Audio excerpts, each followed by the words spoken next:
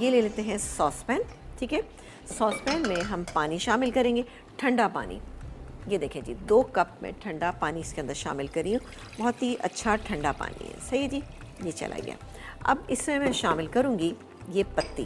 ठीक है ना, पत्ती यहाँ पर मेरे पास मौजूद है और ये तकरीबन हम डालेंगे इसमें 2 टीस्पून से थोड़ी सी ज़्यादा। ठीक है ना, 2 टेबल स्पून के करीब में डालें क्योंकि 4 कप हम बनाएंगे। और इसके अलावा हम यहाँ पे शामिल करेंगे इसमें ये छोटी इलायचियाँ। छोटी इलायची यानी हरी इलायची इसके अंदर शामिल कर देंगे। 4-5 छोटी इलायची हम इसमें शामिल कर देंगे और इसको थोड़ा सा हम पकाएंगे। हल्का सा जैसे इसमें एक उबाल आएगा तो 1 चुटकी हम इसमें सोडे की डालेंगे। सोडा डालने की वजह क्या है? सोडा डालने से क्या होता है कि पत्ती का कलर जो है वो आसानी के साथ निकल जाता है।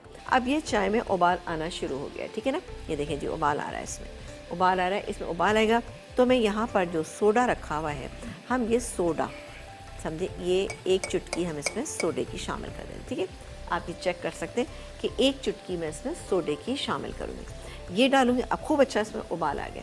अब मैं इसमें डाल देती हूँ। नहीं, और अब इसको हम पकने देते हैं खूब अच्छी तरह से। जब ये पकता रहेगा उसके बाद आप देखिएगा इसका बेहतरीन सा इसका कलर निकल कर आ जाएगा।